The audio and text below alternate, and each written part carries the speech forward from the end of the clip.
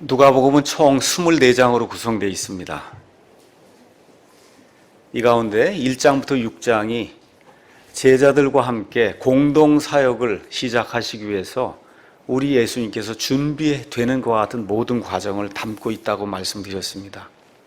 그래서 실질적으로 예수님께서 자신과 함께 공동 사역을 펼칠 제자들을 선택하는 내용이 누가복음 6장에 기록되어 있습니다. 제가 누가복음 6장을 여러 차례 나누어서 여러분에게 말씀드렸어요. 일이 먼저가 아니고 사람이 먼저다. 일이 크다, 일이 작다 하는 것, 하나님은 그런 기준으로 저와 여러분을 판단하지 않으세요.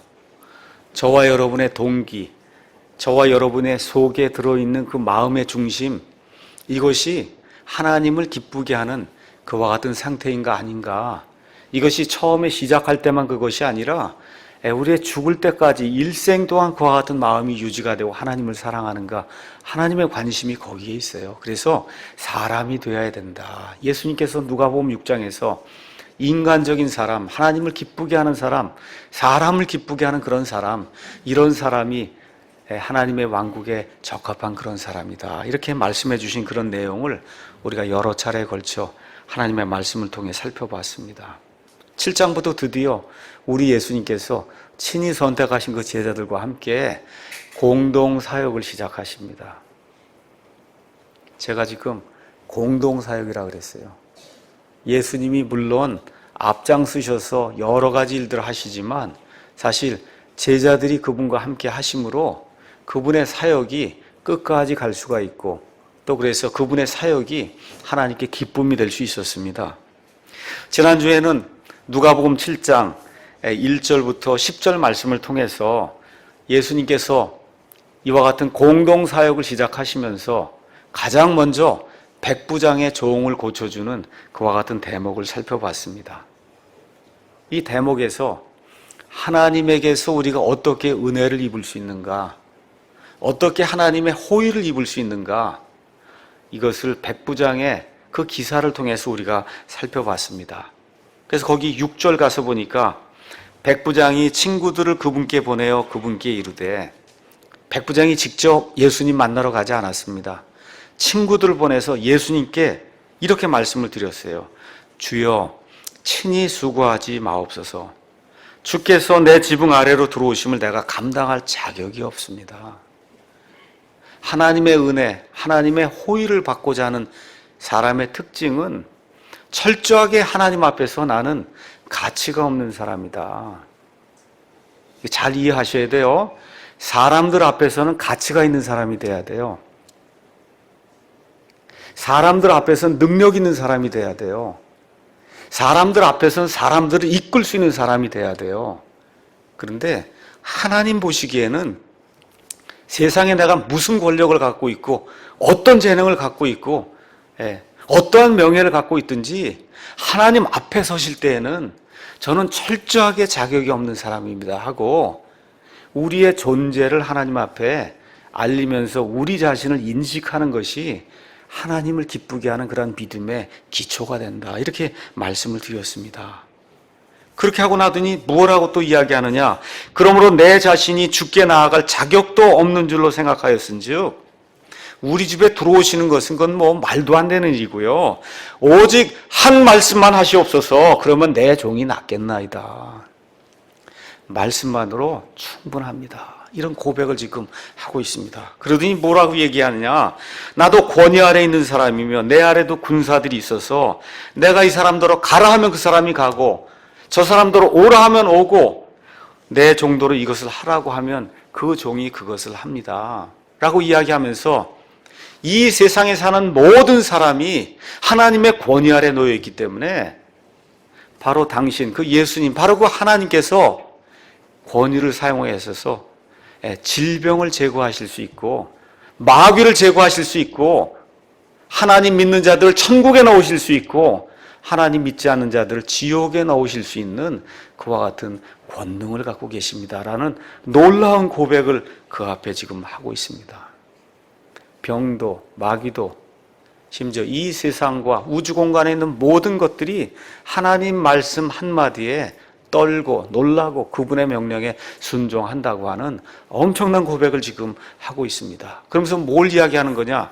예수님께는 거리가 문제가 되지 않습니다. 꼭 우리 집에까지 오실 필요 없습니다. 거 멀리 계신 데서도 1km 있는 데서도 2km 떨어진 데서도 말씀만 하시면 하나님의 권위에 따라 그 질병이 물러갈 줄로 제가 믿습니다. 예수님께서 이렇게 큰 믿음은 내가 이스라엘에서 본 적이 없다라고 칭찬하시는 그런 내용이 그 안에 기록이 되어 있습니다. 그래서 10절에 가서 보니까 백부장이 보낸 자들이 집으로 돌아가 보매 앓고 있던 종이 온전하게 되었더라, 이렇게 기록이 되어 있어요.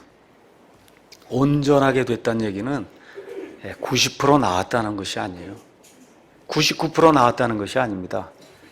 머리끝부터 발끝까지 100% 완전하게 나았다는 거예요. 우리를 지으신 창조자께서 이 질병을 제거해 주시면 저와 여러분이 100% 나을 수 있는 거예요. 육신의 질병뿐만 아니라 저와 여러분이 앓고 있는, 누구나 공통적으로 앓고 있는 이 죄병을 우리 예수님이 치유해 주시면 100% 온전한 의인이 될 수 있다는 겁니다.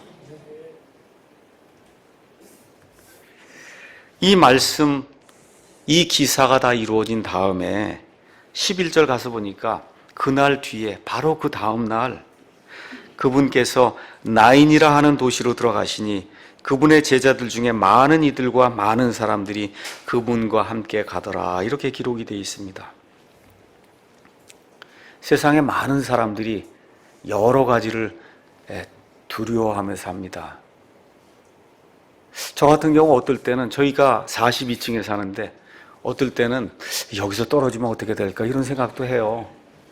두려운 일이에요. 어떨 땐 그런 생각이 들 때도 있어요.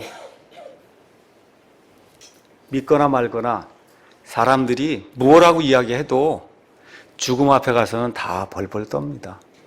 안 죽으려고 노력해요. 물론 연세가 많이 들고 이 세상의 모든 거 다 겪으신 분들, 완전히 자포자기하신 분들은 죽음이 오든 안 오든 그 상관하지 않는다 그렇게 이야기하지만 대부분의 사람들, 나이가 어리든 나이가 많든 뭐가 가장 무섭냐? 그럼 죽는 게 가장 무섭다, 그렇게 이야기할 겁니다. 히브리서 2장에 가서 보니까 이 죽음에 대해서 사도 바울이 이렇게 이제 표현했습니다. 2장 14절에서 15절. 그런즉 자녀들은 살과 피에 참여한 자들이므로 그분도, 예수님도 마찬가지로 같은 것의 일부, 즉 살의 같은 것의 일부는 살을 이야기하는 거예요. 그래서 육체를 취하셨으니 이것은 그분께서 죽음을 통해 죽음의 권능을 가진 자 곧 마귀를 멸하시고 또 죽음을 두려워하여 평생토록 속박에 얽매인 자들을 건져내려 하심이라, 이렇게 기록이 되어 있습니다. 그래서 우리 예수님께서 이 땅에 오신 이유를 여러 가지로 들 수 있는데 우리 사람 편에서 가장 중요한 이유는 뭐냐? 죽음을 극복할 수 있도록 하기 위해서 예수님이 오신 거예요. 저와 여러분 다 죽습니다. 안 죽는다고 생각해도 다 죽어요. 그래서 우리 사람 편에서는 예수님이 이 땅에 오신 이유가 뭐냐? 죽음을 극복할 수 있도록 하기 위해서 예수님이 오셨어요. 그래서 극단적으로 이야기하면 죽음을 극복하는 것이 없으면 기독교는 말짱 도루묵이에요. 여러분 한번 생각해 보세요. 오래 산다고 생각해 보세요. 1000년도 살고 2000년도 사는데 질병이 있고 암도 있고 늙고 아무것도 못하고 이런 가운데 여러분 1000년, 2000년, 3000년 이렇게 한번 산다고 생각해 보세요. 여러분 그게 축복이겠습니까? 진짜 저주잖아. 이게 도대체 왜 살아야 되는지 알 수가 없는데 1000년, 2000년을 살면 얼마나 힘들겠어요. 그리고 결국 가서는 죽는 건데, 그렇지 않습니까? 그렇기 때문에 죽음을 극복하고 질병을 극복하고 저와 여러분이 늙음을 극복하고 이와 같은 것들이 없다고 하면 그럼 사실 예수님 믿는 것 자체가 의미가 없는 거예요. 그래서 우리 예수님께서 공생애를 시작하시면서 특별히 제자들을 택하시고 제자들과 함께 공동사역을 시작하시면서 아예 그냥 처음부터 우리 예수님이 이 땅에 오신 핵심 목표를 지금 이루시는 그 내용이 여기 7장 11절에서 16절에 기록이 되어 있습니다. 그 목표는 뭐예요? 죽은 사람을 살리는 거예요. 다른 거 없습니다. 그냥 단도직입적으로 시작하시면서 나는 죽은 자를 살리러 왔다, 예수님께서 그렇게 말씀해 주시는 거예요.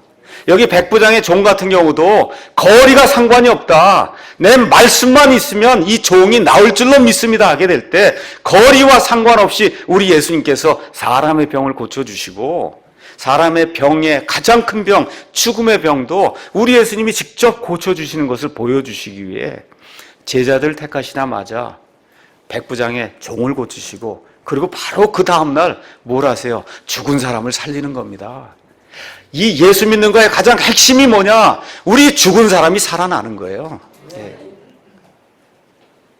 그래서 오늘은 나인이라고 한 이런 도시에 살고 있던 이 청년을 살려주시는 이 기사를 살펴보면서 생명의 통치자 그리스도라고 하는 그런 제목을 가지고 우리 예수님 손에 저와 여러분의 생명이 달려있고 이 세상 모든 사람들의 생명이 달려있다는 이런 사실을 제가 말씀을 드리고, 예수님을 통해서만 부활이 있다고 하는 그런 사실을 여러분에게 전달하려고 합니다. 여기 나인이라고 하는 도시가 나오는데, 나인은 성경에서 여기 한 군데 나옵니다. 한 번 딱 나와요. 지난주에 백부장의 종을 고쳐주셨는데, 이 종을 고쳐주신 도시는 이름이 가버나움입니다. 저 갈릴리 호수가 이렇게 있을 때 갈릴리 호수 저쪽 북쪽 서쪽에 위에 위치한 그런 도시가 가버나움이에요. 그 가버나움에서 남서쪽으로 한 40km 정도 떨어진 그와 같은 도시가 나인이에요. 그러니까 인천하고 서울 정도 그와 같은 거리라고 이해하시면 됩니다. 나사렛 부근에 있어요. 우리 예수님이 아무 말씀도 하지 않으시고, 그리고 적어도 8시간, 9시간 정도를 제자들과 함께 지금 걸어서 새벽 6시쯤에 떠나서, 그래서 걸어서 거기 나인이라고 하는 그런 도시에 도착한 걸로 우리가 예상해 볼 수 있는데, 그러면 저녁 4시 정도, 4시나 5시 정도 이때 나인이라고 하는 그런 도시에 예수님께서 도착하신 걸로 앞뒤 문맥을 봐서 우리가 알 수가 있습니다. 이스라엘에선 사람이 죽으면 특별한 일이 없는 한 바로 그날 매장을 합니다. 날이 워낙 덥기 때문에 시체가 금방 부패해요.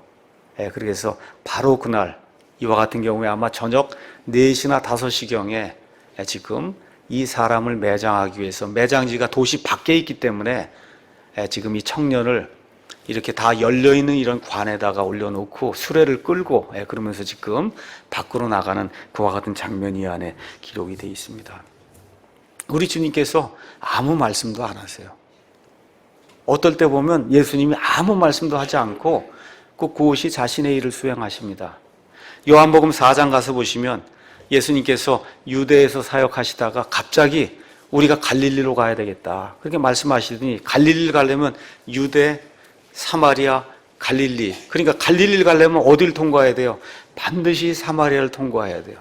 그 반드시라고 하는 그 단어, must란 단어가 그 안에 기록이 되어 있어요. 왜 그래요? 수가성의 여인이 지금 기다리고 있기 때문에 예수님이 반드시 가셔야 되는 거예요. 지금 백부장의 종을 고쳤습니다. 예수님의 지금 시간 테이블에는 지금 뭐가 들어있어요? 지금 나인성의 저 청년을 살리는 그와 같은 일이 예수님의 시간표에 지금 들어있기 때문에 아무 말씀도 하지 않으시고 바로 그 다음날 새벽부터 출발하셔서 오후 4시, 5시경에 지금 나인이라고 하는 그런 도시에 예수님께서 도착을 하십니다. 그 성경 말씀 가서 12절 가서 봤더니 이제 그분께서 그 도시의 문, 이와 같은 그 도시가 옛날에는 이제 성처럼 돼 있고, 그래서 여기 성문이 있는데 거기 문에 가까이 이르셨을 때 보라, 죽은 사람이 실려 나오는데 그는 그의 어머니의 외아들이요 그녀는 과부더라. 그 도시에 많은 사람들이 그녀와 함께 하더라. 이렇게 기록이 되어 있습니다. 어떤 과부의 외아들이 죽어서 그래서 지금 관에 실려 도시 밖 매장터로 지금 나가고 있습니다. 도시에 많은 사람들이 애곡하는 그런 모습 한번 머릿속으로 기억해 보세요. 또 이스라엘 사람들은 이 죽은 사람을 기념하기 위해서 그래서 애곡하는 여인들을 돈을 주고 이렇게 샀습니다. 그래서 일당을 받고 와서 우는 여인들이 있었어요. 우는 여인들. 그 여인들이 와서 울지요. 비파 소리가 나죠. 플룻 소리가 나죠. 심벌주 소리가 나죠. 많은 사람들이 한 무리가 돼서 성 밖으로 지금 나가고 있는 이런 이 순간 바로 그 문에 지금 누가 와 계세요? 예수님과 예수님의 12 제자가 지금 이 문에 와 계십니다. 저쪽 문 밖에 지금 이쪽으로 들어오려고 하는 분들은 누구예요? 예수님, 생명의 주님이신 우리 예수님과 그 예수님을 따르는 그런 무리고, 이쪽 지금 도시에서 밖으로 나가는 그런 사람들은 죽음의 사자를 따르는 슬픔의 무리예요. 어쩔 수 없는 그와 같은 인생의 슬픔을 지고 나가는 두 무리가 어디서 지금 만났어요? 딱 문에서 지금 만나게 된 거예요. 생명의 통치자가 오시는 그 함께하는 그런 무리와 죽음의 사자가 함께하는 그 무리가 도시의 성문에서 딱 만난 이 순간 무슨 일이 일어나는가? 오늘 이 성경 말씀을 통해 우리가 살펴보려고 합니다. 저와 여러분이 다 이 세상에 살고 있습니다. 누구나 다 두 무리 중에 하나에 속해 있어요. 생명의 통치자와 함께하는 무리에 속해 있는가, 아니면 죽음의 사자가 이끄는 그와 같은 무리에 속해 있는가, 둘 중 하나에 속해 있는 거예요. 저와 여러분이 기라고 인정을 하든 인정을 하지 않든 두 개의 무리 중에 하나에 저와 여러분이 지금 속해 있습니다. 생명의 통치자 대신 우리 주님 안에 있으면 산자들이 살아있는 도시 안으로 들어갈 것이고, 주님 밖에서 있게 되면 그러면 죽음의 사자와 함께 도시 밖으로 나가서 묘지로 들어갈 수밖에 없는 그와 같은 운명이 저와 여러분 모두에게 놓여있는 공통적인 그런 운명이에요. 자, 여기 죽음의 사자가 이끄는 이와 같은 무리, 그 무리 중에 특별히 한 여인이 있었어요.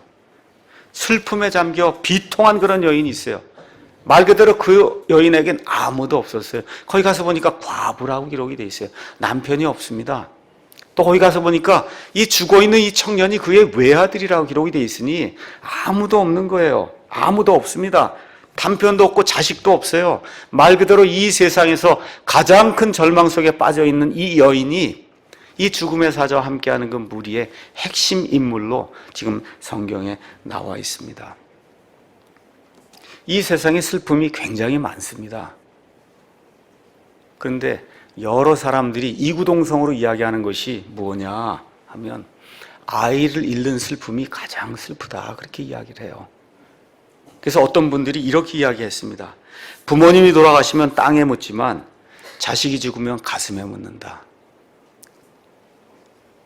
아이를 낳고 내가 살아있을 때 아이가 죽는다고 하면 그 얼마나 슬프겠어요.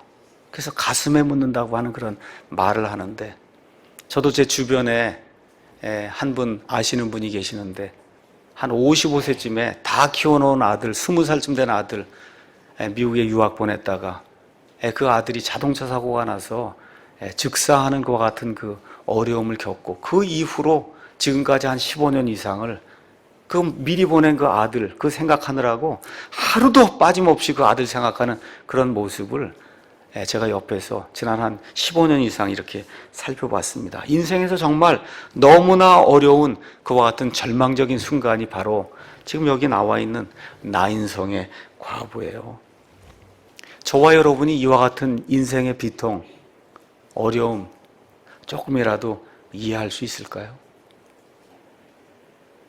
근데 거기 가서 보니까 13절에 주님께서 그녀를 보시고 그녀를 불쌍히 여기사 그녀에게 울지 말라 하셨다, 이렇게 기록이 되어 있습니다. 우리 주님께서 그 여인을 보시고 불쌍히 여기셨다, 이렇게 기록이 되어 있어요. 영어로 가서 보시면 컴패션을 가지셨다, 이렇게 기록이 되어 있습니다. 컴패션. 컴패션이라고 하는 말은 우리 목사들 가운데서 많이, 대부분의 사람들이 아는 얘기예요. 이 컴패션이라는 그 그리스 말, 거기에 해당하는 그리스 말은 뭐냐 하면 창자가 끊어지는 아픔이라는 거예요. 창자가 끊어지는 그와 같은 그 아픔을 가지고 그 여인을 불쌍히 여기셨다는 거예요. 그 여인의 절망적인 상태를 우리 예수님께서 보시고는, 그리고는 창자가 끊어지듯이 그 연민의 정을 가지고 그 여인을 바라보시면서 울지 말라고 이야기하시는 그런 대목이 이 안에 기록이 되어 있습니다. 그래서 사복음서에 가서 보시면 예수님이 컴패션을 가지셨다. 우리말로는 지금 불쌍히 여기셨다. 이렇게 지금 번역이 되어 있는데 이 불쌍히 여기셨다는 그런 대목이 몇 군데 나옵니다. 마태복음 9장 36절 가서 보니까 예수님께서 말씀을 선포하러 다니는데 많은 무리들이 있는데 그 무리들이 목자 없는 양같이 흩어져서 왔다 갔다 어디로 가야 될지 알지 못하는 그와 같은 상황을 보시고 그 무리들을 불쌍히 여기셨다. 성경이 그렇게 이야기하고 있습니다. 우리 지금 한국에도 갈 교회가 없어서 여기저기 기웃대는 그와 같은 성도들이 얼마나 많은지 알 수가 없어요. 예수님이 그와 같은 무리들을 보시고는 창자가 끊어지는 듯한 그와 같은 아픔을 가지시고 그들을 불쌍히 여기셨다고 성경이 이야기를 하고 있습니다. 마태복음 20장 34절 가서 보니까 예수님이 여리고에 들어가셨을 때 눈먼 사람 두 사람이 나옵니다. 이 두 사람이 다윗의 자손이요 우리에게 긍휼을 베풀어 주시옵소서 할 때 예수님이 창자가 끊어지는 듯한 것과 같은 아픔을 느끼시고 그리고 그들의 눈을 열어주시는 그런 대목이 그 안에 기록이 되어 있어요. 누가복음 15장 20절 가서 보니까 탕자 이야기가 나오는데 이 둘째 아들이 모든 재산을 다 탕진하고 그러고선 집으로 돌아오는 그런 내용이 나와요. 아버지가 멀리서 그 아들이 돌아오는 걸 보고 창자가 끊어지는 듯한 그와 같은 아픔을 느끼고 그를 불쌍히 여겼다고 성경이 이야기를 하고 있습니다. 저와 여러분도 예수님처럼 이렇게 사람들을 창자가 끊어지는 듯한 그와 같은 아픔을 가지면서 사람들을 불쌍히 여기는 그와 같은 심정을 가져야 된다고 성경이 우리에게 이야기해 주고 있어요. 그래서 특별히 우리 교회 좀 오래 다니신 분들, 우리 교회 어떤 분들이 방문하시거나 하면 창자가 끊어지는 듯한 그러한 아픔을 가지고 어떻게 하다가 여기까지 이분들도 왔을까 이런 생각을 하시고 불쌍히 여기셔야 돼요. 불쌍히 여기셔야 됩니다. 너무 할 일이 많아요. 섬겨야 할 일이 많습니다. 근데 우리 예수님이 이 땅에 오신 그 목적이 뭐예요? 이 목자 없는 양같이 널리 흩어진 그와 같은 그 사람들을 보시고 창자가 끊어질 때 그와 같은 그 아픔으로 그 사람들을 불쌍히 여기고 그들을 섬기셨다고 성경이 우리에게 이야기하고 계세요. 그러더니 우리 예수님이 그 여인을 바라보시고는 뭐라 그러세요? 울지 말라. 울지 말라 그렇게 이야기하세요. 그러더니 사람들이 지금 관을 끌고 앞으로 나오는데 관 가지 못하다고 손을 탁 대시는 거예요. 관에 손을 대는 것은 이스라엘 사람들의 율법에 따르면 그럼 어떻게 하는 겁니까? 율법을 어기는 거예요. 어떻게 죽은 사람의 거기 관에다 이렇게 손을 대고 하는 일은 유대인으로서 할 수 없는 그런 일이에요. 우리 예수님이 율법을 넘어서서 불쌍히 여기는 마음이 너무나 큰 가운데 심지어 유대인들의 율법까지 어기시면서 울지 말라고 이야기하면서 이 유대인들의 이 율법을 어기시면서 지금 관에 손을 대는 그런 모습이 이 안에 기록이 되어 있습니다. 다시 말씀드려 내가 관심 있는 것은 율법이 아니다. 교회의 전통이 아니다. 사람들이 생각하고 있는 어떤 전통이 아니다. 나는 그걸 넘어서는 것과 같은 사랑, 그거를 주려 이 땅에 오셨다고 예수님이 말씀하십니다. 마태복음 9장 13절 거기 가서 보면 세리 마태를 부르는 그런 내용이 그 안에 기록이 되어 있어요. 세리 마태, 유대인들은 말 그대로 세리, 창녀 그러면 이 세상에서 가장 나쁜 자로 취급을 하고 있는데 예수님이 마태를 부르시는 거예요. 그러니 그 옆에 있는 사람들이 이렇게 가만 보니까 이건 말이 안 되는 거 아닙니까? 이 세상에서 가장 악독한 자가 지금 세리인데 세리를 불러서 하나님의 일을 시킨다는 게 이게 말이 돼요? 예수님 뭐라고 말씀하세요? 나는 긍휼을 원한다 말씀하세요. 나는 희생물이 아니고 긍휼을 원한다. 율법에 따라 와서 희생물 드리고 예배 드리고 하는 거 이거 아니고 나는 사람을 불쌍히 여기는 것을 원한다 라고 말씀하시면서 세리도 부르시고 창녀도 부르시고 세상에 소외된 것과 같은 사람들을 부르시는 그 내용이 이 사복음서에 가득 들어있어요. 그 지금 오늘 이 시간에도 나인성의 그 죽어있는 그 청년 거기다 손을 대면 율법을 어기는 것이지만 우리에게 계속 개의치 아니하시고 손을 대시고 그리고 어떻게 죽음의 사자를 물리치신 그런 대목이 이 안에 지금 기록이 되어 있습니다. 14절 거기 가서 보니까 가셔서 손을 대시니 그를 나르던 사람들이 멈추어 서니라. 갑자기 어떤 사람이 나타나서 12명의 제자들과 함께 나타나서 관 가지 못하게 딱 막으니까 어떻게 해요? 무슨 일이 생겼나 보다 하고 지금 옮기는 이런 모든 것을 멈추는 그런 대목이 그 안에 기록이 되어 있습니다. 그분께서 이르시되 청년아 내가 내게 이르노니 일어나라 하시매. 이 청년이 지금 죽어 있잖아요. 창백한 그런 모습으로 지금 누워 있잖아요. 이 청년에게 청년아 내가 내게 이르노니 일어나라 하시매 그 청년이 일어났다고 성경이 기록하고 있는 겁니다. 예수님 앞에서는 산 자나 죽은 자가 차이가 없어요. 우리 사람의 눈에는 죽어 있지만 하나님께는 모든 사람이 살아있다고 성경이 이야기하고 있습니다. 우리가 이야기할 때 죽어 있는 사람 듣지 못하는 것 같은데 하나님께서 말씀하시면 죽은 사람도 듣는다는 거예요. 우리 주님의 사역 가서 보시면 여러 가지 기적을 일으킨 그런 일들을 많이 볼 수 있습니다. 가장 큰 기적이 뭐겠어요? 죽은 사람 살리는 거잖아요. 그렇잖아요? 예수님께서 죽은 사람을 살리실 때는 성경 가서 보니까 3군데 나와요. 예수님께서 죽은 사람을 살리실 때는 오직 말씀만으로 하십니다. 소경에 눈을 뜨게 할 때는 진흙을 비벼서 그렇죠. 가서 실로몬에서 씻으라고 이런 여러 가지 일들을 하시는 그런 모습이 기록이 되어 있지만 성경 가셔서 예수님이 죽은 사람 살리는 모습 3군데 한번 보도록 하겠습니다. 마가복음 5장 41절 가서 보시면 회당의 치리자 야이로의 딸이 죽었어요. 방금 죽었습니다. 12살 난 그 여자아이를 예수님이 뭐라고 말씀해요? 그녀의 집에 가셔서 달리다굼. 그게 무슨 얘기예요?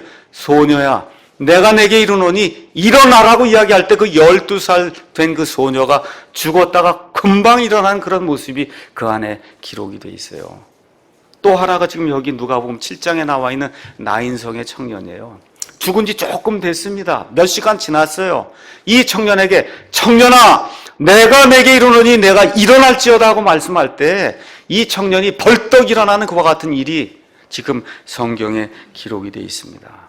마지막으로 한번 요한복음 11장 43절 가서 보시면 나사로라고 하는 나이가 한 30살쯤 된 이와 같은 어른이 죽은 그와 같은 기사가 그 안에 기록이 돼서 죽은 지 거의 나흘이 돼서 그래서 썩어서 냄새가 나는 그와 같은 상태, 이와 같은 상태에 우리 예수님께서 뭐라고 말씀하세요? 나사로야 앞으로 나오라고 말씀할 때 이 죽어있던 나사로가 걸어서 나오는 그런 모습이 성경에 기록이 되어 있습니다. 가장 큰 기적을 행하실 땐 뭐로만 하세요? 말씀만으로 하세요. 온 우주 공간 아무것도 없는 그런 상태에서 하나님께서 말씀하시니까 빛이 생기고 하나님께서 말씀하시니까 온 우주 공간에 해와 달과 별들이 생기고 하나님께서 이 모든 것들을 말씀으로 창조하셨다. 이 말씀해 주세요.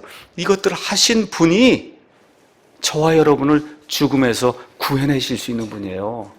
뭘로다가요? 말씀으로 하시는 거예요. 일어나라 하면 일어나는 겁니다.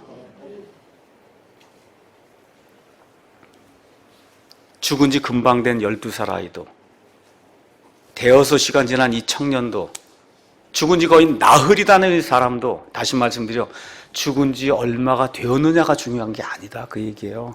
여자냐 남자냐가 중요한 게 아니에요. 그렇죠? 예. 예수님이 말씀하시면 일어난다는 겁니다. 예수님이 말씀하시면 일어난다. 심지어 죽은 자도 일어난다. 지금 성경이 우리에게 이야기해주고 있습니다. 그래서 누가복음 20장 38절 가서 보니까 하나님은 뭐라고 말씀하세요? 죽은 자의 하나님이 아니요 산 자의 하나님이라고 말씀하시면서 아브라함이 이미 2000년 전에 예수님 오시기 전에 죽었지만 하나님께 대해서는 살아있다고 우리 예수님이 말씀해 주십니다. 제 아버지가 오래전에 10년 전에 돌아가셨어요. 제 눈에선 돌아가신 분이에요. 무덤속에 계신 분이에요. 그렇지만 하나님 앞에서는 지금 살아 계십니다. 제 장모님이 돌아가셨어요. 하나님 앞에서는 여전히 살아 계십니다. 그래서 이 세상에 태어난 모든 사람이 하나님의 형상을 가지고 영원히 죽지 않는 그와 같은 혼으로 창조되었기 때문에 모든 사람이 사람 눈에 보기에 죽어있든 살아있든 상관없이 하나님께 대해 살아있다고 누가복음 20장 38절 성경 말씀이 우리에게 이야기하고 있어요. 하나님이 모두를 지었기 때문에 그 모두가 하나님의 명령에 순종하게 돼 있다는 거예요. 하나님이 일어나라 말씀하시면 그러면 죽은 자가 일어날 수밖에 없는 겁니다. 지금 예수님이 그 말씀을 우리에게 보여주고 있어요. 여기 가서 보니까 2명의 독생자가 지금 나오고 있습니다. 하나는 하나님의 독생자 예수 그리스도, 생명의 통치자 하나님, 그분과 지금 과부의 독생자가 하나 나와 있잖아요. 죽을 수밖에 없는 사람이 둘이 딱 맞닥뜨린 그런 대목이 지금 여기 나인성 과부의 사건에서 나오고 있어요. 하나님의 독생자가 사람의 지금 독생자를 죽음 가운데서 구출하는 그런 대목이 이 안에 기록이 돼 있어요. 그래서 저와 여러분이 살기 위해서는 하나님의 독생자를 만나셔야 됩니다. 하나님께서 세상을 이처럼 사랑하사 자신의 독생자를 주셨으니 이것은 누구든지 그를 믿는 자는 멸망하지 아니하고 영존하는 생명을 얻게 하려 하심이라 성경이 기록하고 있습니다. 예수님을 만나야 인생이 바뀌는 거예요. 예수님을 만나야 심지어 죽었다가도 살아나는 일이 생긴다고 성경이 이야기하고 있습니다. 제 딸이 이제 아마 한 달쯤 있으면 아기를 낳을 겁니다. 하나님의 은혜로 이제 아기를 낳을 거예요. 근데 아기가 응애하고 이 땅에 나오면 아이고 살아있구나 그러잖아요. 하나님 편에서 죽은 아이가 나오는 거예요. 에베소서 2장 1절이 뭐라 그래요? 태어나자마자 죄와 불법 가운데서 사람이 죽어있다 그래요. 지금 우리가 다 이게 살아있는 것 같지 않습니까? 이게 그렇잖아요. 근데 하나님 편에서 다시 태어나지 않으면 하나님 편에서 이미 죽어있는 사람이라고 이야기해요. 그래서 이 죽어있는 사람이 다시 살려면 하나님의 아들을 만나셔야 돼요.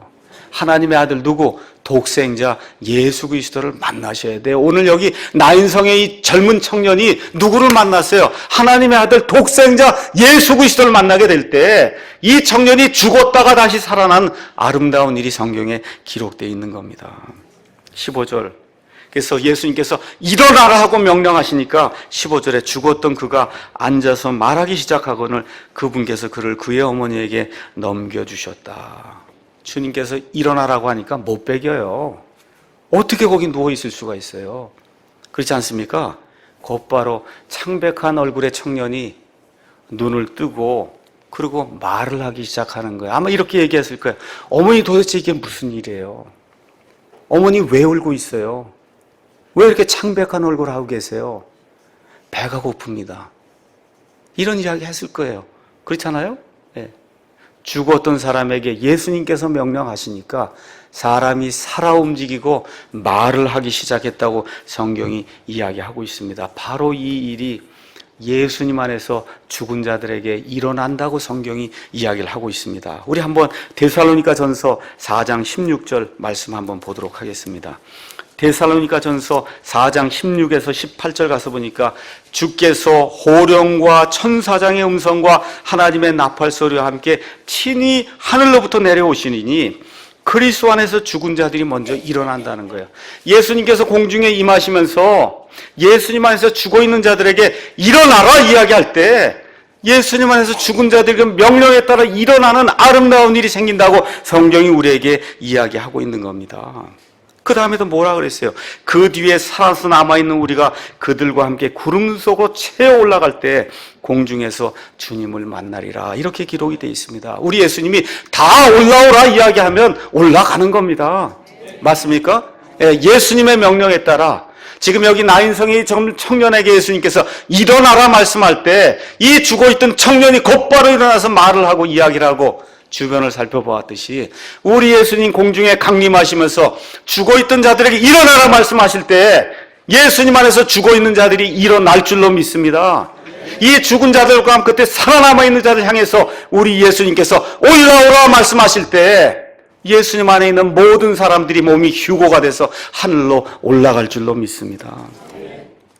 땅에 묻혀있던 사람들, 바닷속에 묻혀있던 익사에서 죽었던 그런 사람들 상관없어요. 하나님의 명령이 떨어지기만 하면 어디에 있든지 그 사람을 구성하던 원자들이 움직여서 그래서 그 사람을 온전히 만들어서 영화로운 몸을 주게 될 때 예수님이 올라오라 이야기할 때 그 몸과 함께 모든 성도들이 공중으로 채워 올라가는 그런 아름다운 일이 있을 것을 성경이 우리에게 이야기해 주고 있어요.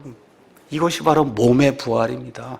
몸의 부활이에요. 우리 기독교의 핵심이 뭐냐? 저와 여러분의 이 몸이 부활한다는 겁니다. 다시는 죽지 않는 몸, 다시는 질병에 고통당하지 않는 몸, 다시는 늙지 않는 몸, 예수님과 같이 영화로운 몸을 갖는 것, 이것이 성경이 이야기하는 가장 큰 축복이라고 성경이 우리에게 이야기해 주고 있습니다.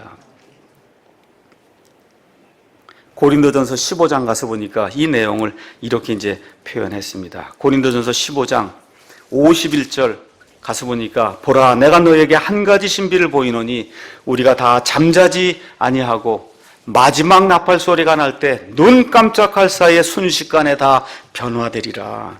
나팔 소리가 나면 죽은 자들이 썩지 아니할 것으로 일어나고 우리가 변화가 된다.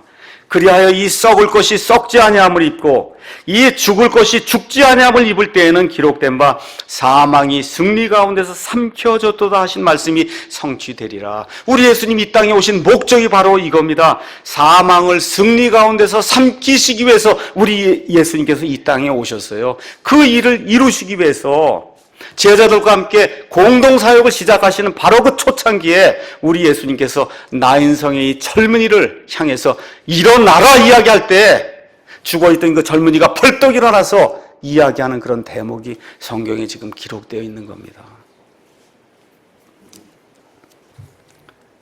구약은 두 사람의 인물로 대표자를 세울 수 있어요. 한 사람은 모세고 한 사람은 엘리야입니다. 특별히 엘리야 시대에 많은 기적들이 이루어졌어요. 그래서 엘리야도 죽었던 사람을 살린 그와 같은 엄청난 기적을 행한 그런 사람입니다. 예수님 오시기 약 900년쯤 전에 북왕국 이스라엘에 아합이 통치하던 그런 때에 엘리야라고 하는 그와 같은 하나님의 대언자가 있었습니다. 하나님께서 이 땅에 비를 주지 아니하겠다고 말씀하게 될 때 그 말씀과 더불어 하나님께서 사렙다라고 하는 그와 같은 조그만 시돈의 조그만 마을에 엘리야를 보내셨어요. 거기 가면 과부 여인이 있을 거다. 그래서 거기 가서 과부 여인과 그 아들과 함께 하나님이 주시는 그와 같은 기적을 통해서 빵을 먹는 그와 같은 대목이 그 안에 기록이 되어 있습니다. 그래서 그 과부 여인의 도움을 받아서 엘리야가 이제 살다가 어느 날 갑자기 그 과부 여인의 아들이 죽게 됐어요. 죽어 누웠습니다. 그랬더니 과부 여인이 엘리야에게 와서 이 이야기를 고하는 거예요. 이 아들을 살려주십시오. 우리 한번 가서 열왕기상 보겠습니다. 열왕기상 17장 가서 보겠습니다.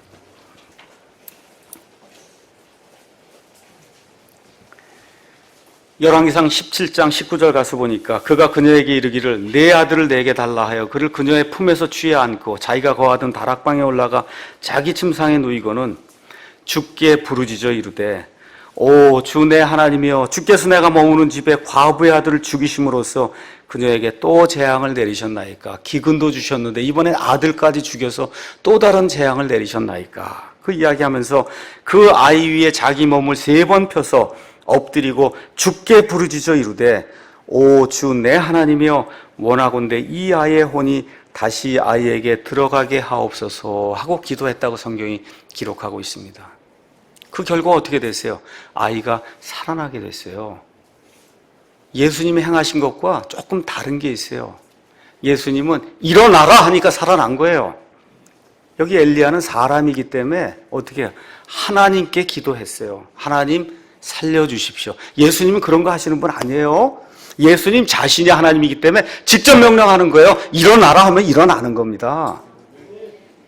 여기 가서 보니까 아이에게 자기 몸을 3번 이렇게 엎드려서 숨이 들어가도록 하는 그와 같은 장면이 있어요. 우리 예수님 그런 거 안 하세요. 어떻게 하세요? 일어나라 하면 일어나는 거예요. 우리 예수님이 명령하시면 일어나는 겁니다. 자, 이 일이 있은 다음에 23절 엘리야가 그 아이를 안고 방에서 집으로 내려가 그의 어머니에게 그를 넘겨주며 이르되 보라 내 아들이 살아있느니라 하니라. 여기 나인성의 이 청년과 마찬가지로 이 아이도 지금 살아나게 됐어요. 그랬더니 그 여인이 고백하는 내용이 그 다음에 기록되어 있습니다. 그 여인이 엘리야에게 이르되 이로써 내가 이제 당신은 하나님의 사람이시오 당신의 입에 있는 주의 말씀은 진리인 줄 아나이다 하고 고백하는 내용이 안에 기록이 되어 있어요. 사람을 살렸는데 무슨 다른 얘기가 필요하겠어요? 그렇잖아요. 죽어있는 아이를 살렸는데 무슨 다른 얘기가 필요하겠어요?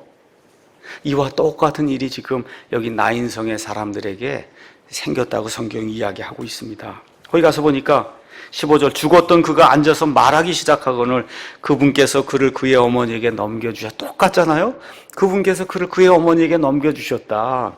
그랬더니 모든 사람에게 두려움이 임함으로 그들이 하나님께 영광을 돌리며 이르되 큰 대언자가 우리 가운데서 일어났다 하고 또 하나님께서 자신의 백성을 찾아오셨다 하더라. 이렇게 기록이 되어 있어요.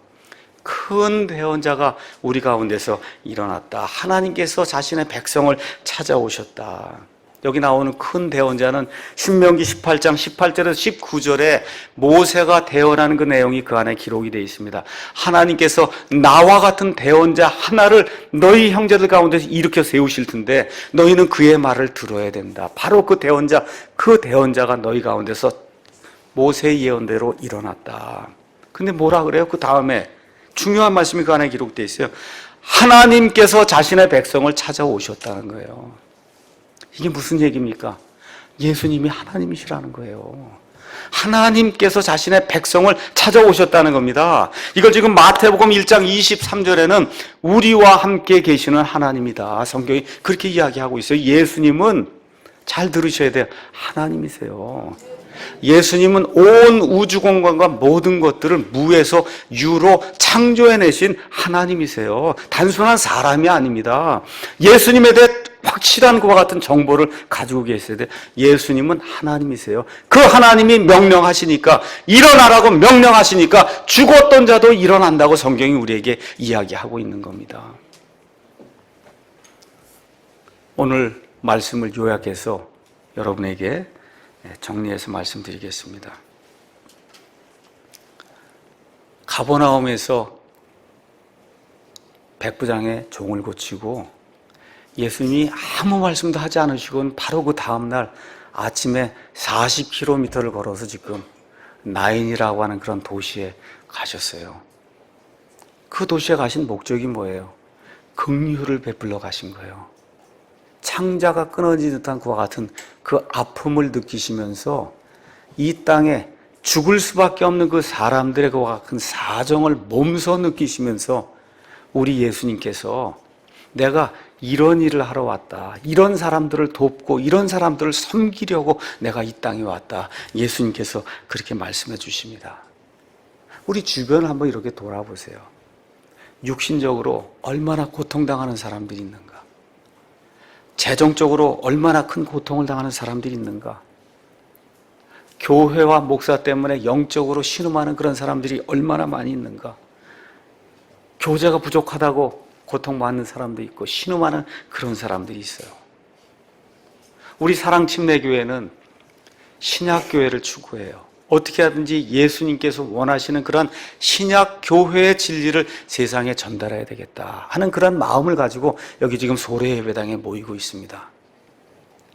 1950년 6.25 사변이 일어난 그때 부산으로 다들 쫓겨가서 거의 나라가 망할 수밖에 없는 그와 같은 처지에 놓였을 때 찬송가 256장의 가사를 석진영이라고 하는 26살에 아마 그 당시에 처녀였을 거예요. 그 석진영 여사가 256장 찬송가를 가사를 그때 기록을 했습니다. 피난지 부산에서 말 그대로 모든 사람들이 절망과 혼동 속에 빠져 있을 때 어찌할 바를 모르고 하나님께 기도하는 그런 상황 속에서 찬송가 256장 가사를 작사했어요. 256장 가사 제가 한번 읽어보겠습니다. 눈을 들어 하늘 보라. 어지러운 세상 중에 곳곳마다 상한 영의 탄식 소리 들려온다. 빛을 잃은 많은 사람 길을 잃고 헤매이며 탕자처럼 기진하니 믿는 자여 어이할고. 우리 예수님의 마음 아니에요? 그렇지 않습니까? 우리 사랑침례교회 성도님들의 마음이 이런 마음이네. 불쌍히 여기는 그런 마음. 눈을 들어 하늘 보라. 어두워진 세상 중에 외치는 자만큼만은 생명수는 말랐으라. 교회가 얼마나 많습니까? 목사가 얼마나 많아요? 신학교가 얼마나 많습니까? 그렇게 많은데도 불구하고 여기 가서 보니까 죄를 대속하신 주님 선한 일꾼을 찾으시나 대답할 리 어디 있나 믿는 자여 어이할꼬. 그렇게 교회가 많은데도 불구하고 하나님의 올바른 진리가 외쳐지지 않는 이런 아이러니 속에 저와 여러분이 살고 있어요. 예수님 당시에 그 모든 유대인들이 열성을 다해서 하나님 섬긴다고 하는데 성경 가서 보니까 다 지옥행이라는 거예요. 이런 아이러니가 어디 있습니까? 그렇잖아요. 3절 가서 보니까 눈을 들어 하늘 보라. 살아계신 주 하나님 약한 자를 부르시어 하늘 뜻을 전하셨다. 생명수는 홀로 예수 처음이여 나중이라. 주님 너를 부르신다. 믿는 자여 어이할꼬. 눈을 들어 하늘 보라. 다시 사신 그리스도 만 백성을 사랑하사 오래 참고 기다리시오. 인내하신 우리 구주 의의 심판하시는 날 곧 가까이 임하는데 믿는 자여 어이할꼬. 오늘 이 나인성에 죽어있는 이 청년을 살려주시는 그 예수님의 심정을 저와 여러분이 기억하면서 우리 믿는 사람들이 어찌해야 할꼬 하고 탄식하는 그와 같은 한 주간이 되기를 간절히 원합니다. 내가 주님을 위해서 어떤 일을 해야 될 것인가? 정말 이 시대에 내가 태어나서 무슨 일을 하고 죽어야 될 것인가?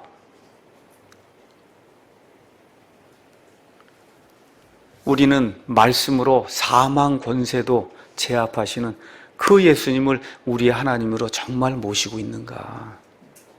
이 부활이 없으면 저와 여러분 여기 나와서 하는 모든 거 하나도 쓸데없어요. 아무 쓸모없는 거예요. 죽은 자가 다시 살아나지 않으면 아무 소용없는 겁니다. 예배당을 2천억을 주고 아무 소용없어요. 이 안에 50만 명이 모여 아무 소용없는 거예요. 기독교의 핵심은 죽은 자가 다시 예수님의 명령에 따라 다시 살아나는 겁니다. 여러분 믿으십니까? 예수님 공중 강림하실 때 혹시 우리가 죽어 있으면 예수님이 일어나라 말씀하실 때 저와 여러분이 일어나는 겁니다. 그때까지 살아있으면 예수님이 올라오라고 하면 그때 몸이 호련히 변화가 돼서 올라가는 거예요. 이것이 없으면 예수 믿을 필요 없는 겁니다. 오늘 누가복음 7장 11절에서 여기 16절 말씀을 다시 한번 생각해 보시면서 왜 예수님께서 공동사역을 시작하시면서 가장 먼저 죽은 자를 살리시는가? 이번 한 주 동안 깊이 생각하시며 내가 이 시대에 태어나서 하나님께 어떤 일을 해야 될 것인가? 정말 예수님의 그 창자가 찢어지는 듯한 그한 마음을 가지고 이 주변 사람들을 사랑하는 우리가 되어야 되지 않겠는가? 이렇게 작정하는 그런 한 주간이 되기를 예수님의 이름으로 축원합니다. 기도하겠습니다.